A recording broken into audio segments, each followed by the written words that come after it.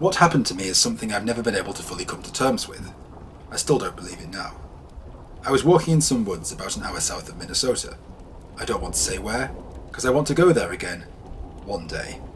But the point is that a year ago, I was walking on my favourite trail in the woods. Nothing special, nothing too dramatic. In fact, it was really nice. The wind was rustling through the trees, the flowers were dancing, the bushes were rustling. Only the air, after a while, became charged, with more than a little electricity, once I'd gotten into a clearing where there was a dirt track. I can't put my finger on it, but the air was charged, with static, so charged it was almost tangible. The whisperings of the leaves, the groanings of the trees, the insinuations of the wind. It was all tense, as if some kind of seething, pulsating energy was grinding away behind the scenes. A very, very unfriendly one. Suddenly, I heard a car coming up the dirt track. Bear in mind, this is the middle of the woods, the road isn't paved, nobody is here for miles around, and most people in Minnesota are concentrated in Minneapolis and other big regions. Instinctively, feeling more than a little uneasy, I hid behind some bushes, just to see what was up. Up this dirt, dusty track came a red Ferrari. Yep, a red Ferrari F50. In the middle of the woods, right up into a clearing in the trees, leading into the middle of fucking nowhere, with nowhere to go beyond this point, drove a spotless, clean, immaculate Ferrari F50. Not one trace of dust on it, even though it kicked a lot up. It pulled up not 12 feet from me, and out got a man. The man was in a red suit, identical to the bright red of the Ferrari. No tie, just a red suit, with a jet black suit shirt underneath to match his jet black, shiny business shoes. And hair. His hair and eyebrows matched the black suit, and the black shoes exactly, almost like he were a composite that had been coloured uniformly, rather than a person with any true nuance. And what the fuck was he doing in the middle of the woods? Driving up to a clearing, with no way out, in his presumably beloved Ferrari that no seemingly rich businessman or playboy like himself would want to damage? He began looking around the clearing, and I caught a glimpse of his eyes, and that was even worse. They were a very, very dark shade of chestnut, almost black too, and sinister. And to make matters worse, sinister in both sinister ways possible.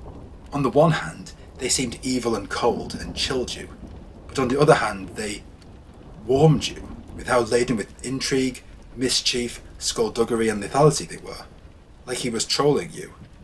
Only this person was not trolling. If eyes were a window to the soul, then his soul was not a pretty sight. It was then that the tension in the atmosphere seemed to get worse and worse, and then that I was greeted with a sight I'll never ever forget. Pieces of the man's suit detached themselves from his body, as in, like puzzle pieces.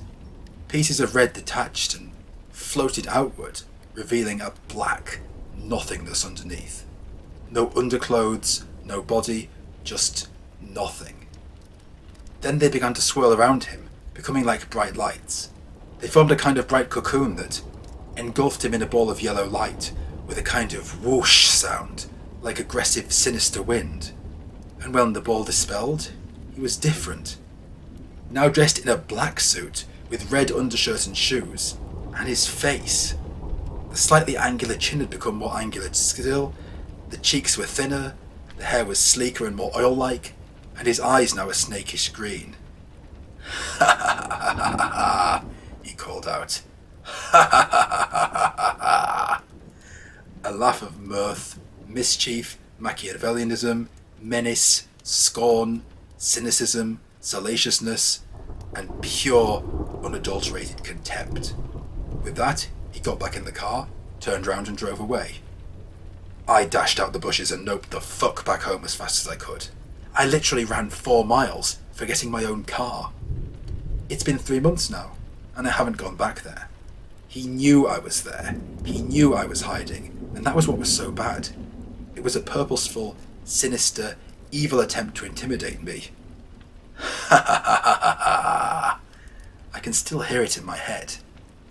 "This is my house," it almost seemed to say, as if this was its territory, and to remind me to stay away.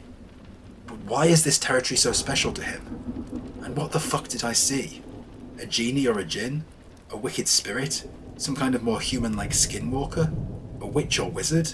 Some rich, arrogant dude playing a very, very good practical joke on me? I don't know, but I'm terrified to go back there and find out. But curiosity tells me I will.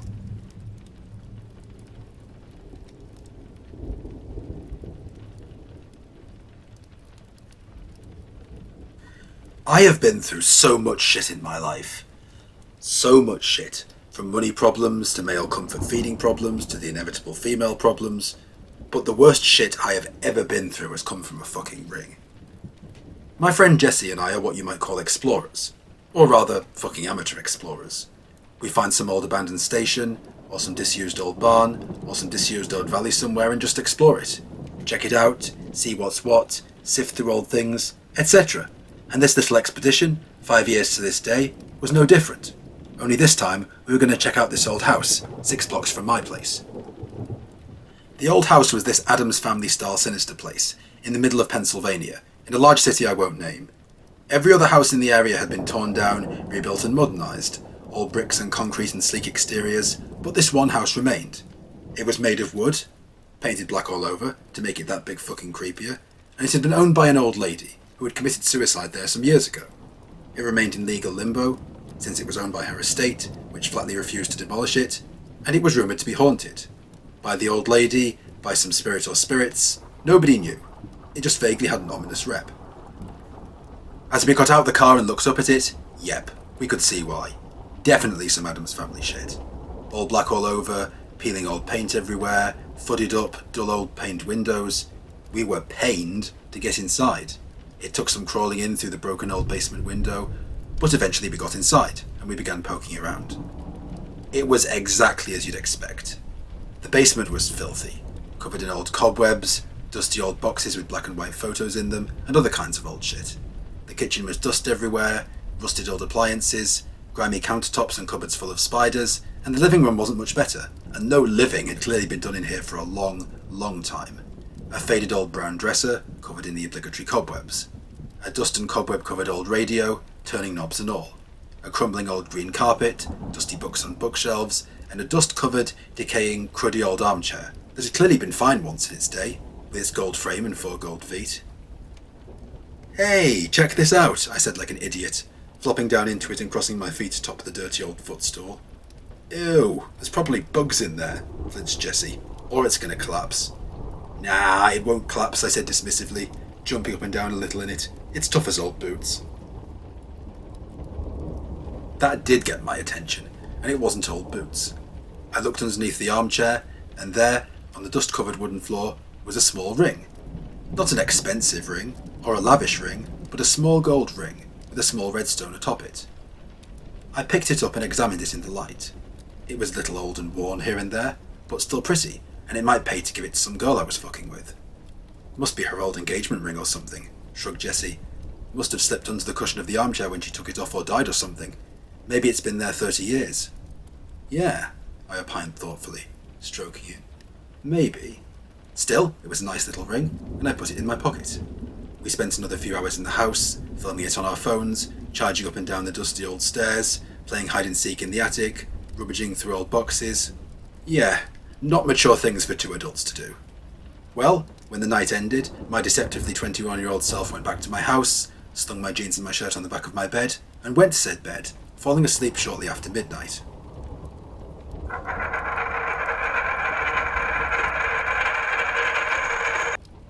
I soon awoke, however, due to the sound of what I thought was the doorbell. At 2 a.m, I went downstairs, opened the door in the darkness and gloom, and nothing. Not a soul there. Confused, I went upstairs and went back to bed.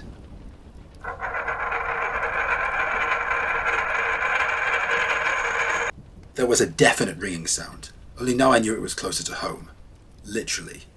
I got on my hands and knees, looked under the bed, and there, spinning beneath my bed like a penny, was the ring. "What the hell?" I gasped as it came to a stop. I picked it up and looked at it in the dim light of the moon from the window, as if...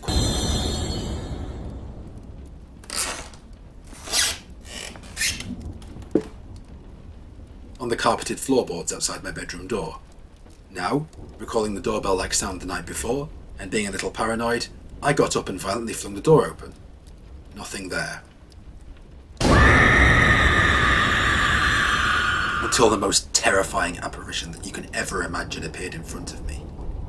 It was like an old woman, a snowy-haired, Caucasian old woman with a wrinkled face. Only the wrinkles were deep and very, very pronounced, almost like they were filled with jet black soot. As she opened her mouth and howled, it was like she had pointed, triangular little stubs for teeth, like a canine, not human teeth. When she screeched, her eyes were huge, with giant black circles all around their edges, and they were circular, not ovuloid, and entirely milky, save for the tiny black dot in the middle of each. It was like some wrinkled, deranged Momo shit. I jumped with a howl, and jumped up in bed, all trembling and quaking. I was sat up in my bed. It had been a nightmare. In time, I snuggled back down and went back to bed. But as you can imagine, I missed out on an hour of sleep, and didn't get the best of it either. I woke up around 8 AM, trooped downstairs all listless and fed up, and poured my cereal. Funny, there was a sound from the hallway. I walk out there quizzically, wondering if her nails dropped from a shelf, and freeze. There, sitting in the middle of the shiny hall floor, is the ring. I pat my pocket. I definitely had it in there. Definitely had it in there before. Defiantly, I pick it up and look at it, almost aggressively, defying it to be something weird.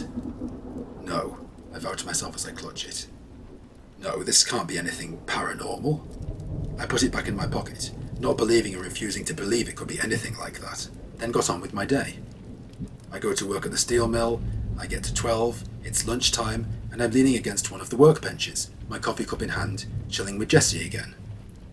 "You take anything from the old house?" I ask with curiosity. "Yeah, some photo that looks to be of the old woman." I shoved it in a little frame.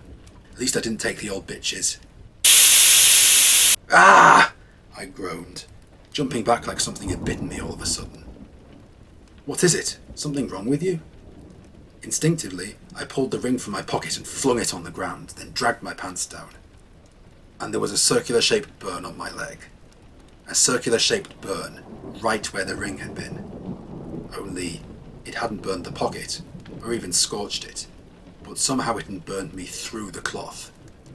Amazed, I slowly walked up to the ring and touched it.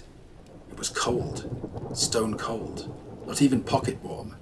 Saying nothing, I snatched it up, marched into the bathroom and threw it violently into the grimy toilet.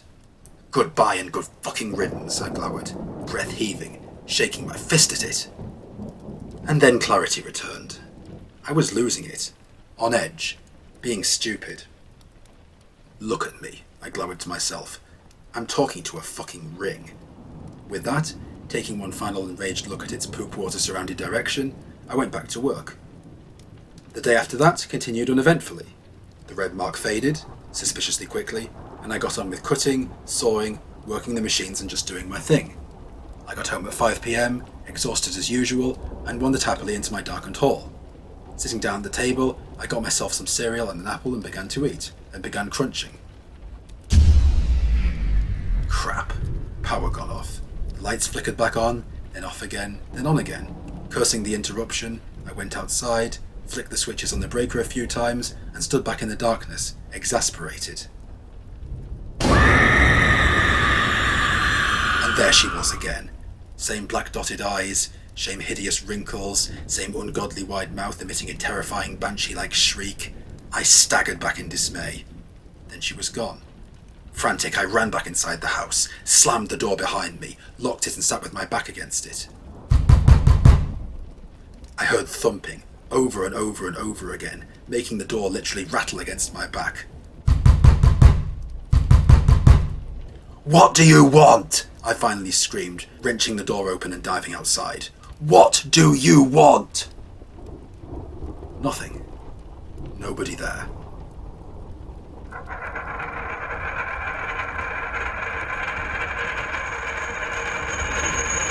Until I run into my dining room and find the ring. From the toilet, spinning on my floor, caked in crap but twirling as ever. Oh hell no. Oh fuck no. I need to do something about this. But before I do, I call Jesse. Jesse, you need to get the fuck over here. And something tells me Jesse knows what I'm talking about, because get the fuck over here he does, real fast.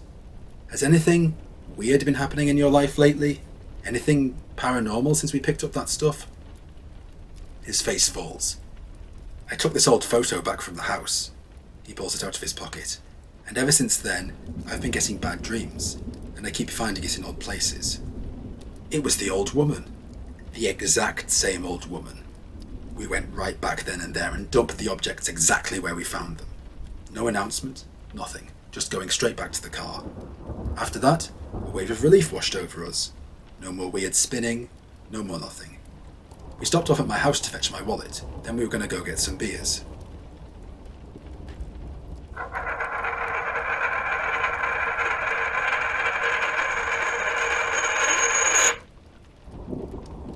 We looked down in horror at the hall floor.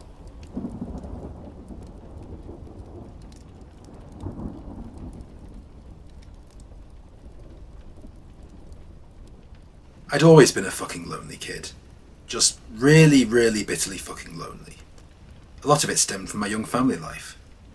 I was always the neglected kid in my life. My mum and dad divorced and my dad moved away. I was always longing to see him. And when I finally did see him regularly, I was 12 and the magic had gone, especially because he'd essentially abandoned me. My mum kept on remarrying or dating, and every time a new father figure would bond with me, they'd break up and he'd move on, wounding me over and over again. My mum had another kid, but always favoured my half-sister over me, and so by 12 I'd essentially become a young loner. Alone a lot, bitter, neglected, insecure and dying for a friend, and by 14, true to that stereotype, I'd been drinking in secret. By 16, I just felt totally unformed. I was good at art, good at writing, good at math and had a perfect memory, but my life had no clear direction. I spent a lot of time in my room, sitting on the dark red fluffy carpet and just reading, doing drawings or works of art, writing fiction books or attempting to plan my life out, or just really disconnecting from the outside world and how pained it was. When I wasn't doing that, I was sat on the doorstep with a bottle of bourbon, sipping it and not caring who saw. One day, while I was sitting in my room around 5 p.m, working on what I hoped would one day become a famous novel, I found that I just wasn't feeling anything. Wasn't feeling life. And why would I be? All I had was creativity, daydreams and alcohol. It wasn't like I believed in anything, or lived for anything. As I often did, I went in front of the big mirror on my wardrobe door, and sat in front of it, legs crossed, elbow resting on my knee and my head resting on my hand, sighing as I looked into it. And I started.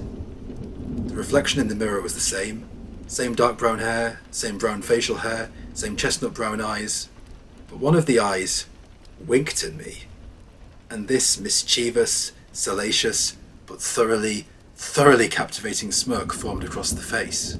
My face. Hey, what's up? I almost jumped backward.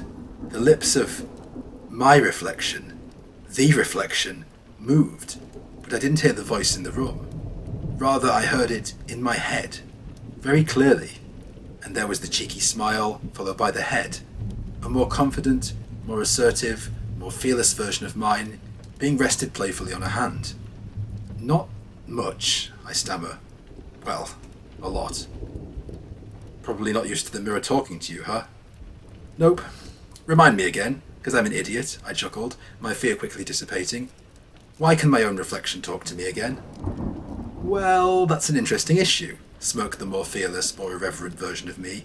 You've kinda poured a lot of yourself into the mirror over time. I have? Yep. You'd sit in front of the mirror for years, and all your anger, all your frustrations, all your inadequacies, you'd just pour them all out here, just focusing them intently. All of that shy, nervous energy you should have spent interacting with the world, and all those emotions that should have come out of your shell, you reflected them into here, and they calcified in the mirror. And now? You're me? I said, astounded. Yep. I'm you, but plus the charisma, plus the charm, plus the mischief, and plus the desire to succeed that you failed to unlock inside of yourself and channeled into here. I'm you, but better, he winked. I see. Well, I could sure use those traits. So any way you could help me get them back now? This should help. And wow, I full on jumped up and stumbled backwards. I felt this rush of cold wind slam into me. Then the young man, the me, in the mirror was gone, and suddenly, "How does this feel?" I heard from within my own head. "Wow," I exclaimed, staggering a little. "Yep, now I'm in here too. All you had to do was will me out of there to create a psychic link that I could follow. And now I'm linked to you too. Watch this." My left arm moved up, then the right. "See, I can help you, make you assertive, make you courageous, make you powerful. What do you say? I'm sick of being in the mirror. How about we work together?" "Okay," I agreed readily. "But with the way my life's going, I sure could use the help right now. First, we're going to get you some actual good dinner. Let's go downstairs." And, without my prompting, I found myself walking downstairs as usual, arms swinging, feet moving, but much more confidently, much more upright, and much more domineeringly. When I entered the living room and walked up to the dining room table where my family was already sat, or what I called a family, there was my mum, putting plates down, looking bland and indifferent with regard to me as ever, and there was my sister, similar straight brown hair to me, similar eyes, slightly similar face, and my mum, as usual, lighting up whenever she saw her, not me. "Sit down, Jake," said my mum indifferently, as she often did. "Really? This again?" I found my mouth saying, before I could stop myself. My mum and my sister looked up in amazement. "What? This again? Beef stew? Same as the last 5 days? For a person with an art degree, you're not very creative, are you?" Mum's jaw dropped. "Well, look, you don't give a damn about me. I get that. There's affective love versus cognitive love, and I clearly only get the last one. But what about Jasmine? She's my age too, and still growing. Don't you think it's important to give her a slight variation in her diet, for her health and general well-being?" "Well, you're right. Come on, guys. I'm going to make you both a pie." And my mum took the plates back and went into the kitchen. "What the fuck was that?" demanded Jasmine, maybe slightly intimidated. "And you can shut the fuck up too if you have nothing nice to say," I, in quotes, found myself saying, then found myself sitting down and playing on my phone without a care. Jasmine sat there with her jaw hanging open. "Nicely done," I say inside my head. That was incredible. See? Be passive-aggressive enough that you convey displeasure, but not enough that people get angry enough to talk back. It works. You just got to be bold. "Thank you," I smirked. "I will be." And I played games happily on my phone for the next half hour, waiting for my amazing piece of steak and kidney pie. Next day, I woke up all bright and early and jumped out of bed. I mean, literally jumped out of bed. My energy was amazing. I'd spent all last evening playing video games, out throwing a football with the 1 or 2 semi-friends I had, doing all kinds of fun shit, and now I was just jumping up. "Good morning," spoke up the voice of Alt Jake from within my head. "How are you?" "Amazing, thanks," I breathed, meaning it. "Good to know. Come on, breakfast time." And down I went, and there were Jazz and Mum. "Really? Cornflakes again? No more imagination than this?" From a mixture of embarrassment at my clowning and intimidation at how passive, shy, usual Jake was being assertive, off Mum went to get frosted ones. "What's with you?" Jazz inquired. "You're acting very interesting." "Nah, I'm just not people's doormat anymore. There's a difference," I said, once more amazing myself, sitting down to wait as Jazz's mouth once more dropped open. I ended up eating some nice frosted flakes, getting a nice glass of orange juice, and off I sailed out to school. And I may as well have been sailing, because the swagger of confidence I displayed made me billow along. I didn't take the bus. I strutted the whole way, and I wasn't tired. "See?" came my voice in my head. "This is lit, right?" "If it was any litter, I'd be a bonfire," I responded. It felt so weird being pulled along like that. It was like we merged, but at the same time, we're clearly 2 separate individuals. And once I got to school, I carried on acting superhuman. "Hey," came my voice inside my head. "Look over there. There's Laura, the one you've always looked at." "Yeah," I exhaled, the shy part of me still waging a guerrilla insurgency. "Yeah, it is. Let's go talk to her." "No, wait!" But my own legs, and arms and muscles moved themselves right over to where she was, sitting on the bench with her friends. "Laura, what's up?" I found my shockingly confident self saying. "Not much," she responded, looking at me with cautious surprise. "How about for you?" "What's up is how gorgeous you look. Like, damn," I found myself saying, cringing deeply inside. "Well, thank you," she amazed me by flushing, not looking at me like I was a dirtbag. "What makes me gorgeous?" "First of all, your eyes. What colour even are your eyes? In some lights they look green, in some lights they look grey. They have this beautiful iridescent shade, and they really stick in my mind." Laura, to my disbelieving delight, flushed. "Really?" "Really." And my eyes must have been burning with fire, because they went even redder. "Would you like my number?" she tomatoed, barely able to look at me. "Yes, please." And she took my phone and put it in. "You should call me after school." "I'm going to." "We should go on a date?" "We will. Ice cream parlour? 6 p.m? Be there," I found myself saying in a commanding voice, once more nonplussing me. "I will be there," she affirmed, loving my authoritative tone. Then, with more authority still, off I walked. "The fuck was that?" I said in my head. "You getting a girl, and realising you're attractive and not some kind of ugly fuck," the voice immediately came back. "Now come on, let's go to class." And in I went to class, English first period. And not only did I ace all the shit, I also had time to clown around. "Mr. Miles, please focus on your work," said Miss Vertigern. "Sorry, Miss Vertigo, I didn't mean to catch you off balance." And I was so charming that Miss Vertigern actually fell about laughing, as did the rest of the room. "All right, I'll allow it since you've done an excellent job." And, that class over, having charmed the teacher and the whole room, off I went to my next class, and my next class, and my next class, and aced them all. In basketball, I launched myself so high that I could actually grab the ring as I dunked. In science, my experiment went better than anyone else's, and in religious, I actually explained ecumenism better than the teacher. And once it was all over, I dashed home, insulted my sister casually when she asked what the rush was, got changed, got cologne on, and was at the ice cream parlour at 6 p.m. for a magical date with Laura. I couldn't believe it. One of the most beautiful girls in the school laughed heartily at my jokes, held my hand, rested her own hand on her chin as she stared at me, and concluded the date with, "And my parents are out." Long story short, we were back at her house. And they were. Fast forward to 2 years later. I'm 18. A senior. I'm lifting weights harder than anyone else. I'm getting top grades. I'm on the school basketball team, with the chance to go professional. And I'm engaged to Laura, before we were even graduated. At first, all this scared me. My new grip on life was terrifying. Especially when we first went back to Laura's house and my other self made me grip my firm hands on her throat as we were intimate. But thankfully, Laura liked a man with a decisive grip, and I grew to love how I'd gotten life by the chokehold, and I blossomed. I'd come out of my shell. Oftentimes it wasn't even him doing it. It was me. Jake Miles.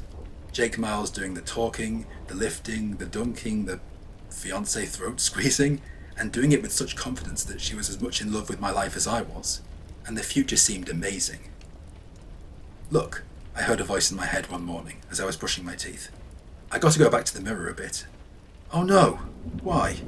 "I need to recharge. I've poured so much energy into you, into the real world, that my own energy is running low. I'm dissipating a bit. I got to go back for a day or 3. Will you be okay?" "Sure, man. I'm gonna miss you." Here goes. And out in front of me stepped me. "Wow," I gasped. "Hi," he smiled, using the overconfident smile I also now had. "Sorry I seem a little winded, not to make a joke. I got to recharge. Will you be okay?" "Sure." "Man, it's been so cool. I've loved every minute with you." "And me too." And we hugged. "I'm gonna be lost without you." "Oh, trust me, you won't be," he winked, and off he went to my room. Hearing another whooshing noise, I cleaned my teeth, went downstairs and went to the breakfast table, where my submissive mum, especially cowed into fear by now, had already laid out bacon, eggs and a few beans. "Better," I nodded, compared to yesterday, surprising myself with how I didn't even need him to say that. With my sister silently watching me, and my mum lurking in nervous anticipation, I gobbled up every bit. "Thanks," I beamed, getting up and giving her an affectionate if patronising kiss. "Your cooking has gotten really good." "Thanks." Look, I'm graduating in a week, I already got my job lined up, and I'll be going for the MBA tryouts, so I may not even need it. Do not touch anything in my room, it's getting ready for moving. Have you got that? Yes, she nodded meekly and submissively. Yes, I do. I think, began my sister crossly. Shut up, I said, so effortlessly and so coldly, not even looking round at her, that she did. I was a bit surprised by this myself, but shrugging it off, that done, I went outside and stepped onto the porch, enjoying the sunlight. And the realization, I had done all that myself. I hadn't needed him. Those were all my own words, my thoughts, my assertiveness, my toughness. That was all me. He was right, he really had taught me well. I spent the next 2.5 days playing basketball to perfection, scoring high on all my final exams, charming my fiancée and choking her so affectionately and effectively that she told me she loved me 3 times after we were together, and, at lunchtime on day 3, when I went and looked into the mirror, I found myself smiling back as delightedly as he did. Good man, you did everything great. Ready to welcome me back? Yes, please, I said excitedly. And there came the draught of air again. Ah, that's better, I said aloud. God damn, I heard inside my head as I read all my thoughts. You've been having some fun. I am so proud of you. You are? I am. You're my best friend in the world, and I'm so glad to see how you've grown. As we looked into each other's eyes, this hyperactive excitement truly set in. He was fully recharged with energy after all his time in the mirror, full of beans, dying to get out of the glass and practically bursting at the seams after so long in there, and delighted for me. I was elated at how well life was going, filled with gratitude to him and high on the world in general, and we both had the exact same idea in our minds. Or one mind. Let's go for a trip, we both said simultaneously, and with that, I, ran outside, dived into my car and zoomed off down the street. We loved spending time in my red Mercedes, half bought by my asshole intimidated mum for my birthday, and half bought by Laura's rich dad's money. And let me tell you, the half present from the infatuated potential father-in-law was used wisely. Kinda. We would speed down the streets, cruise through desert highways, switch lanes and just engage in some adrenaline junkie fun. All within the speed limit, of course, but today we threw caution to the wind, driving in a 50 lane at 60, 70... Oh crap, I muttered, and sure enough, we pulled over, and sure enough, out stepped a cop from the cruiser. You have any idea of how fast you're going? Sorry, officer. Sorry? I'll give you sorry. I should have you booked for... What the fuck's the problem? I was what, 15 over? I found my own voice demanding. The fucking problem, mister, is your reckless driving and your fucking attitude. This street is full of kids, you know that? Yeah, like the little fucking punk pulling me over who thinks he's all high and mighty because he enforces the laws of pedo politicians. I found my own voice yelling against my will, and my own hands wrenching the door open, then one of my hands slamming it aggressively. Sir, stand down. I'm going to have to ask you to... You shut the fuck up when I'm talking. I found my voice crying out in a demonic shriek, my finger jabbed at the amazed cop like a knife. Sir, any more belligerence and I'm going to have to arrest you on... Then arrest me, you little fuck! Try me. Come on, try me. I'll paste you all over the fucking sidewalk. Sir, get down on your knees and get your hands on... He slowly touched his broken nose, then looked back up, as if he couldn't believe it himself. That was his legs being kicked out from under him. That was me getting on top of him.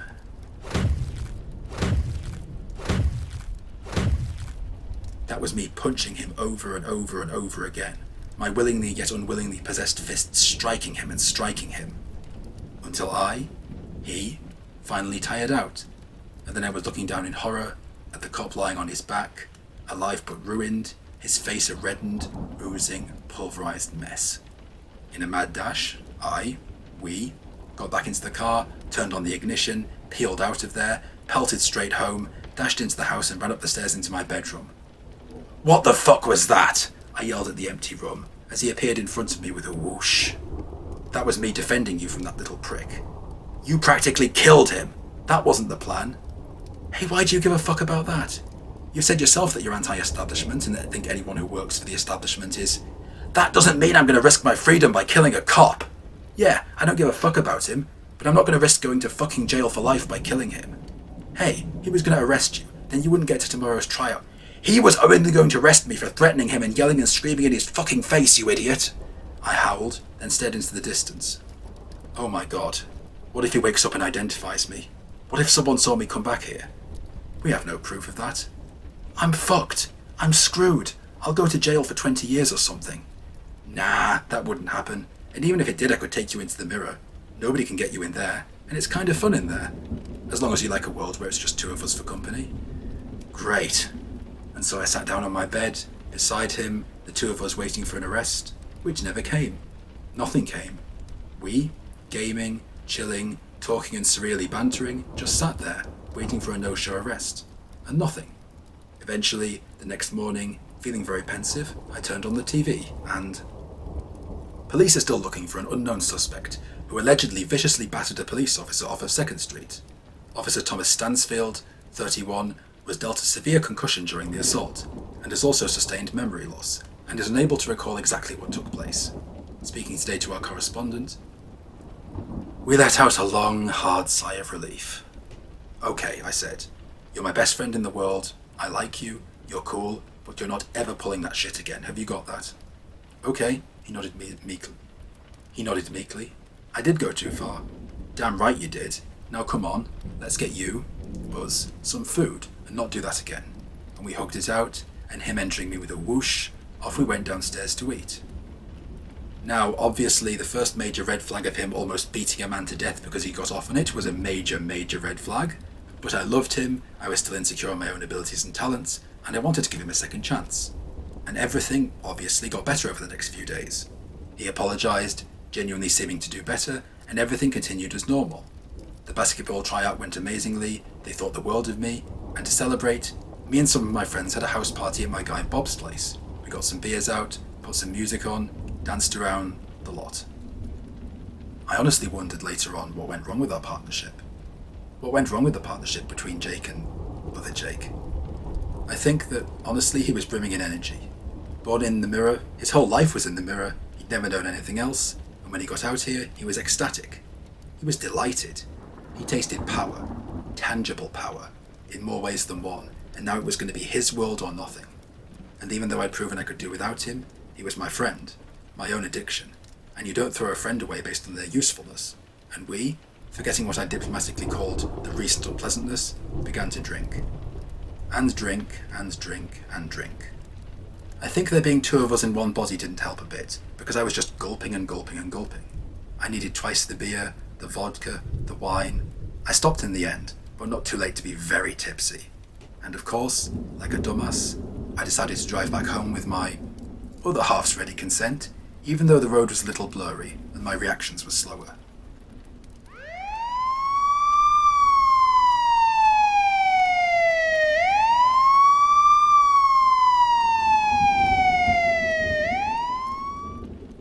Oh shit.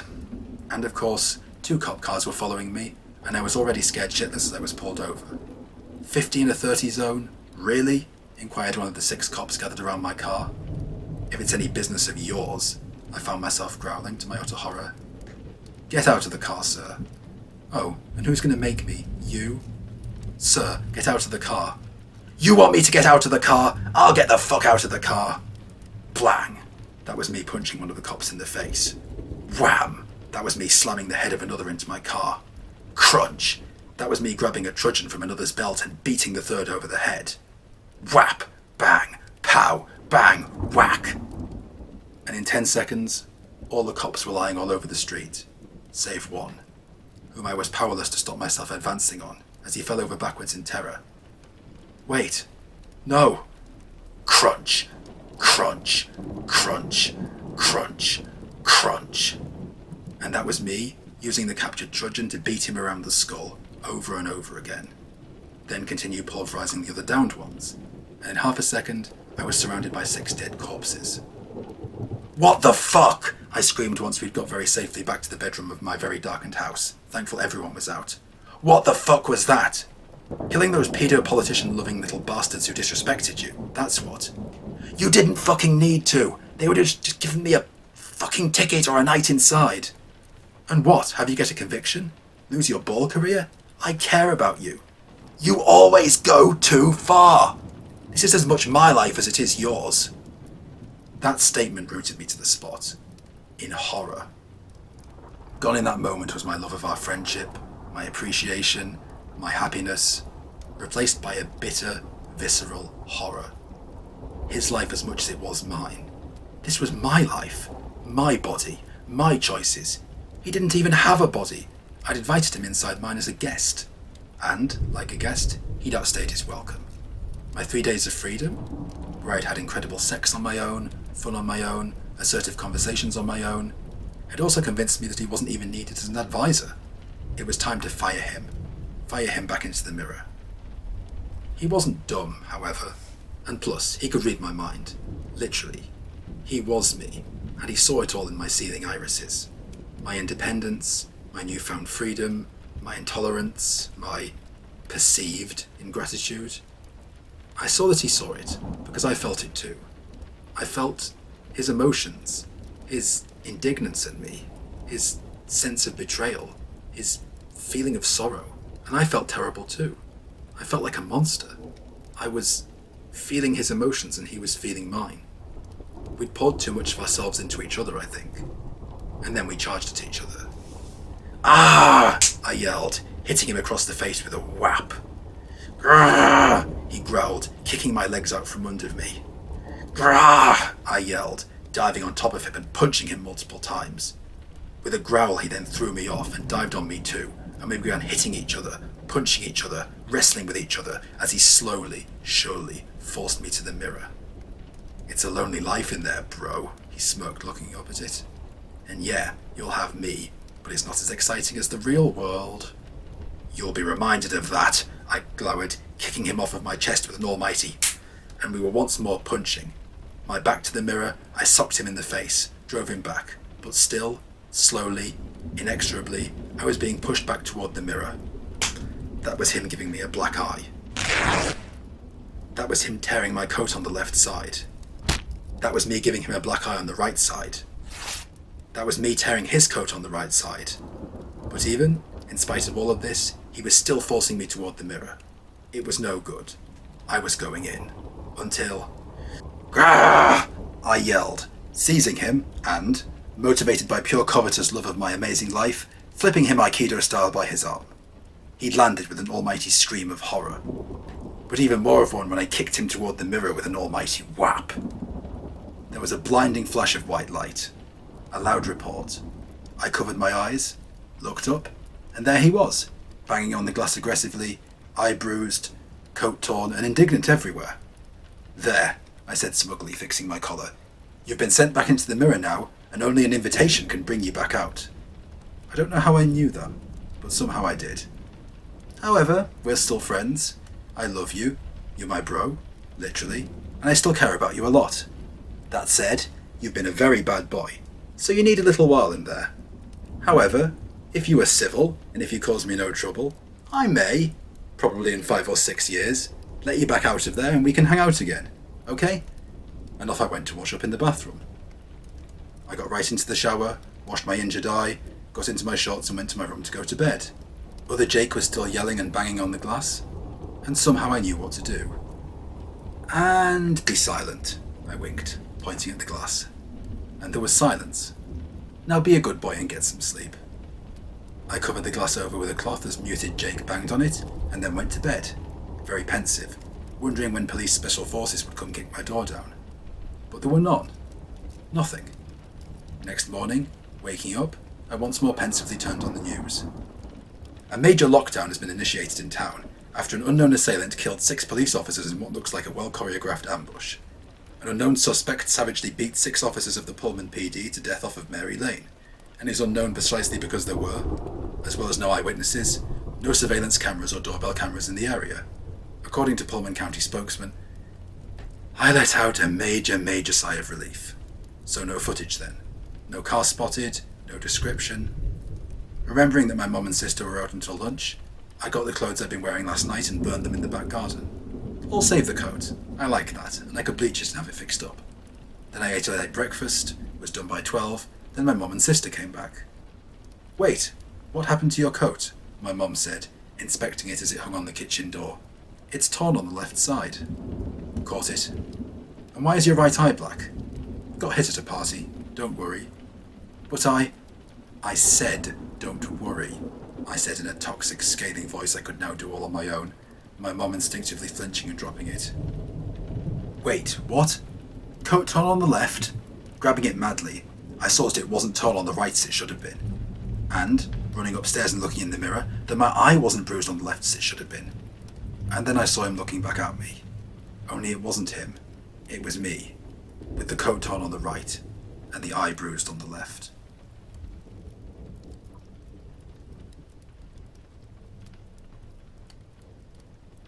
As long as I can remember, the woods have always had a certain ominous pull on me. I live in the middle of Wisconsin, rural Wisconsin, and behind my house, which I've lived in ever since I was a baby, everything has always been spooky enough to be foreboding, but not foreboding enough that I haven't been perversely drawn to it all.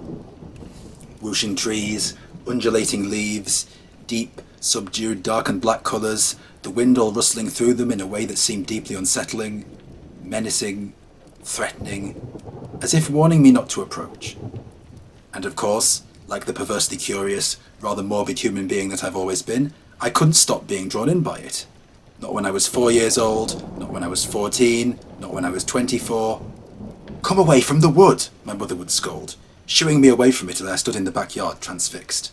"There's nothing for you in there." It was almost as if she sensed the evil radiating from the wood just like I did, although she didn't know how to put it in words.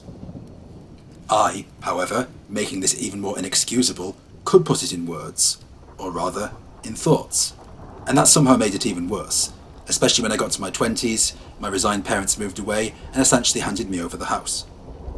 One of the first things I did, free of their disapproving glances, was to become a seasoned hunter. I knew every trail, every bend in the creek, every corner of the woods, every place the deer liked to roam. But I wasn't going in there just to hunt deer. That was the pretext, but it wasn't that. I was chasing that ominous foreboding feeling. The feeling when the trees rustled their disapproval. The air became thick with venom. The creaking of the trunks admonished me to turn back. There was something evil about that wood, but it captivated me. A spiritual sickness lay over it, but like the morbid person that I was, I somehow gravitated toward that unease, despite knowing that I should turn back.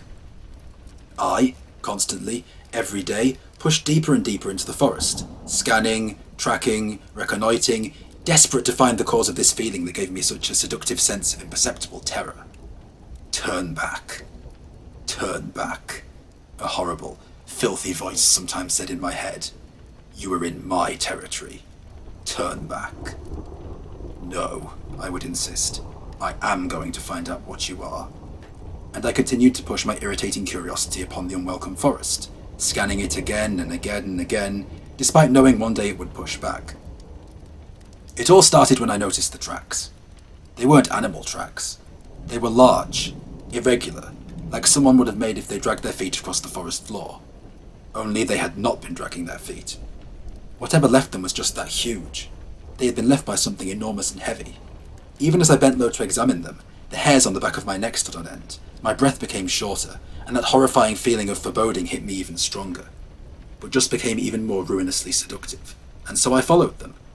The tracks led deeper, deeper into the wood, further than I'd ever travelled. I knew I went to my doom. I knew this was the end, but I couldn't resist. Something in me urged me to follow. The creature's predatory allure, the need to conquer what made me afraid, I don't know. As I moved deeper and deeper into the forest, the wind began to pick up, howling through the trees as if trying to push me back.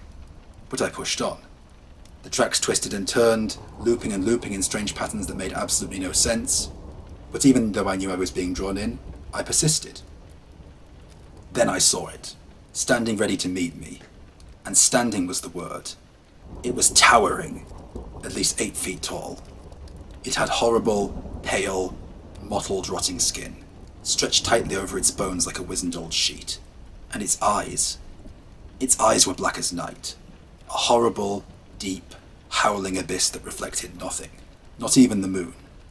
But all the same, seemed to absorb everything around it with an endless hunger. A Wendigo.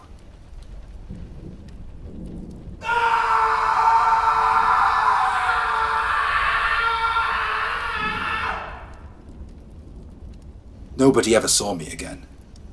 Nobody ever heard from me again. But you might hear me at night, sometimes, as you walk through the woods. A visceral scream will glide through the air, undulating through it like a pulse of pain. But when you get to the spot where you thought it was, there's nothing there.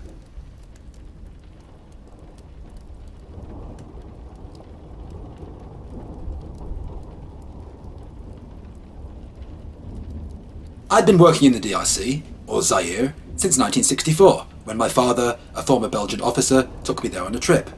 Until 1960, the Congo had been a Belgian colony, and my father had been an officer in the Force Publique, the Belgian colonial army made up of black soldiers and white officers. In 1961, when the officers mutinied once independence was gained, and the army began slaughtering them, it kinda became unfashionable for white people to be there, and he hurriedly evacuated. But then Mobutu Sese Seko came to power, this typical dictator backed by the Belgians and the CIA, and things got better. When he wasn't stealing from the budget, he was carrying on business as usual, so when I was 4 years old, I saw the DRC for the first time. I was hooked. Partly because I grew up in Belgium, where everything was sanitised and orderly and methodical, and the Congo was so free. Not free politically, but free rurally. No stability, no paved roads, no infrastructure.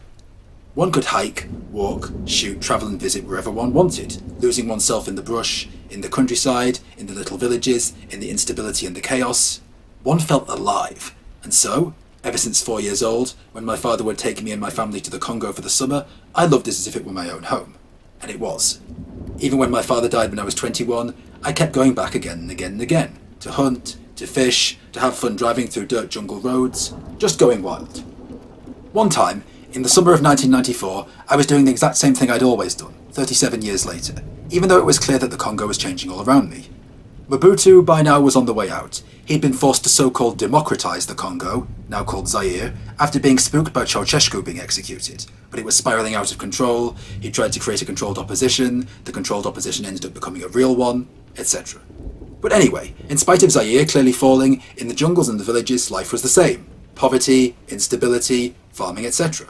I was on holiday alone, as usually always, in the Kasai Valley, this beautiful, remote place full of forests, ravines and swamps.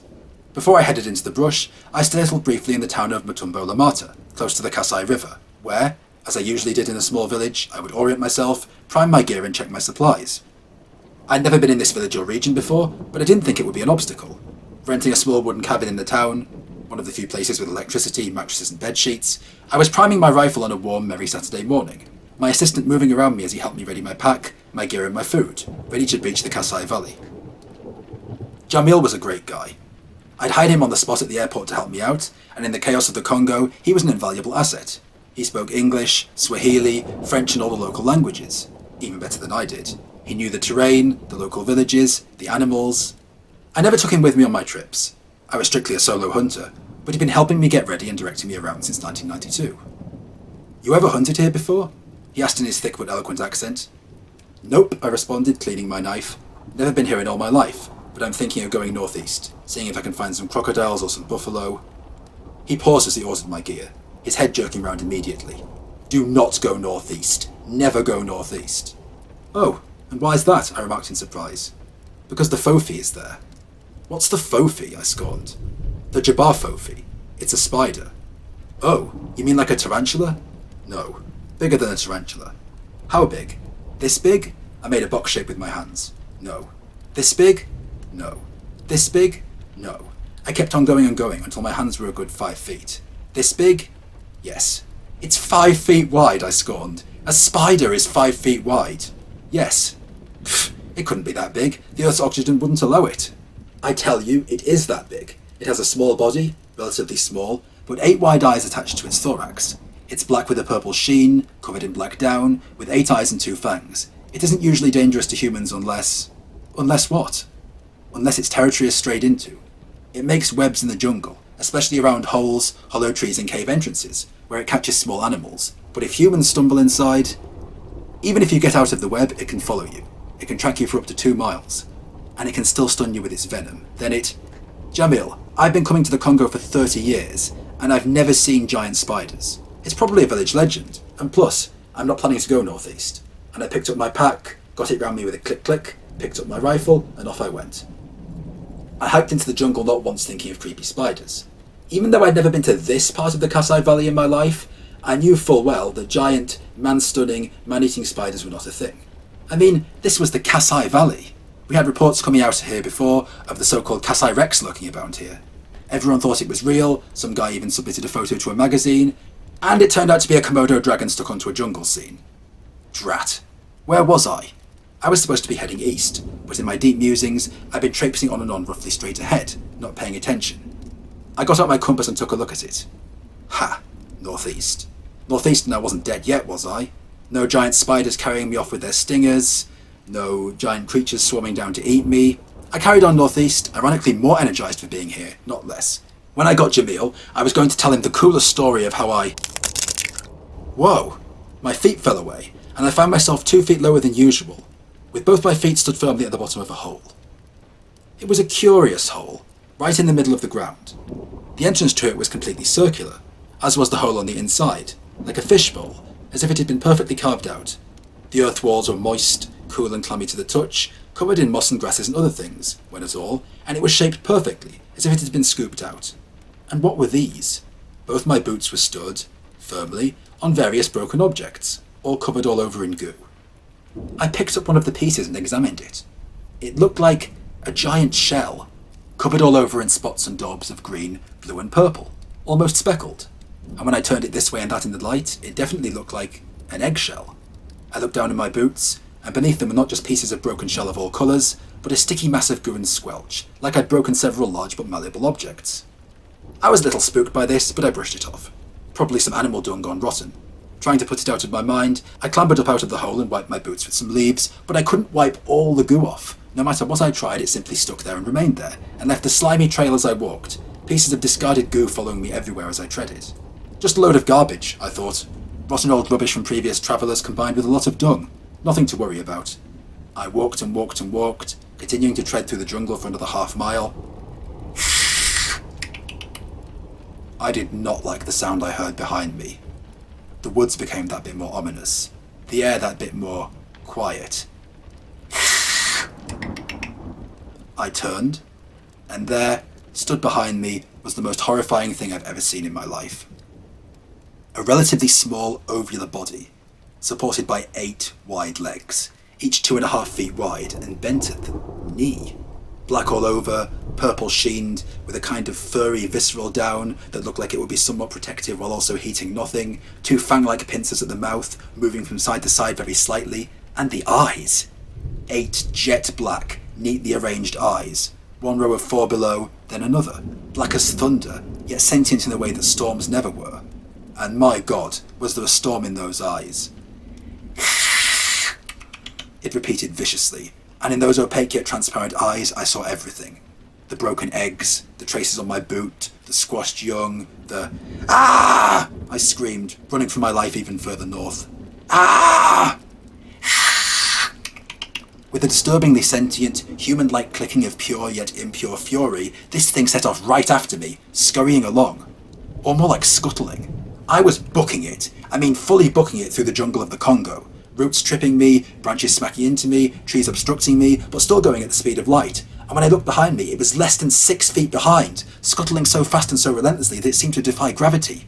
All 8 legs a blur, and all 2 fangs drooling, dripping an ironically sticky, egg-like residue as it pursued me. Running and running and running, terrified that I was about to be fanged, immobilised, comed and eaten alive, I dodged around trees, dived through bushes, jumped over roots, and finally tumbled headfirst over a particularly thick mess of these badly grown, congealed trees that had been blocking my path. I looked back behind me from my prone position, and saw, with horror, the spider aggressively forcing its way through the foliage. Quick as a flash, I wrenched off my boots, threw down my equipment and my rifle and went on ironically tearing further northeast, the spider tearing behind me. Gotta get away, gotta get away, gotta... Ooh! I fell right into a deep stream, completely immersed head to toe in water. Picking myself up and squelching away aggressively, I ran another 300 yards, dashed west and hid behind a huge tree, panting but trying my best to be as quiet as possible. I heard, however, legs, coming closer and closer and closer. Trembling, I closed my eyes and waited to die. But I didn't die. Nothing happened. Peering out from behind the tree, I looked back where it came. The spider had emerged into the clearing, and another spider had come southeast to meet it. They slowly, thoughtfully, intelligently scuttled up to each other. Spoke up my pursuer. Responded the newcomer. They're talking, I thought to myself in horror. They're talking. These spiders are talking about eating me. It seemed the stream had killed my scent, or at least disoriented it, because after strategizing some more, the two spiders continued on northeast, the newcomer scuttling ahead of my pursuer. I dived from behind that tree and dashed away, pushing and swishing and pelting through the undergrowth northwest, not hanging around for a minute. What was that? What the hell was that? I had to get away. I had to... Thankfully, I found a cave in the side of a stony outcrop. Eagerly and hungrily, I dived inside it, ravenous for safety and starving for stability. In the darkness and the silence, I sighed, allowing myself to gorge on the piece. I turned, slowly, and right at that minute, some sunlight was cast into the cave, and behind me a huge spider, 8 eyes gleaming in the sunlight, the eyes so black that their very glimmer seemed to deform the beams and turn them into sickly, corpse-like glows that illuminated nothing, but managed to catch its equal desire to gorge in their path. It emitted another pincers undulating, and just like the last clicking noise, it wasn't a click of rage, but of delight. Ah! I screamed, diving out of the cave and running for my life. And it had caught my scent, and there was no water to protect me this time. And as I ran, I didn't just hear the sound of one set of legs behind me, but hundreds. I turned round, and I almost had a heart attack. 50 or 60 spiders, all pattering along 15 feet or so back, moving in a huge legion. Spoke up tens and tens and tens of voices, complete with the snipping of pincers. Oh hell no! Oh hell no! I ran and ran and ran and ran and... I eventually dived into the Kasai River and swam and swam and swam for my life. Eventually, in the middle of a river, I found myself crawling atop a rocky island of sorts, and looked back. The spiders hadn't come into the river. It seemed like they didn't like water, like it was their weakness. However, they all stood there silently for a few moments, until they began letting out an almighty then began beating their pincers together in a cacophony of noise, as if they were sardonically applauding me, backhandedly complimenting me for getting away. I dived out of there, literally, swam across the other bank and ran back south for all I was worth, pelting through the jungle until I finally got to the village, and when I ran up to the wooden hut, drenched all over, minus all my equipment and my shoes, my feet cut to ribbons, I met my assistant. "Jamil," I breathed, exhaling both terror and water. "Jamil, everything's forgiven." He could tell I'd been an idiot, but we hugged and laughed, him glad I was alive. "I wouldn't dry yourself of that river water any time soon," he joked, clapping me on the back. "I'm going to sit right in the bath for 10 hours, I jested, and sit right in the bath I did, only getting out around 10 p.m. By then, however, I felt calmed, relaxed. I'd gotten away. Night had set in, and blackness was surrounding my cabin on all sides, but it wasn't like a veil of spider-eyed darkness, but rather a web of contentment. Crickets made noises, insects buzzed, the air was calm and crisp. Wandering into my bedroom, I looked out of the window with a sigh, toweling my hair and getting dressed. Until I turned round and saw what was stood on my bed.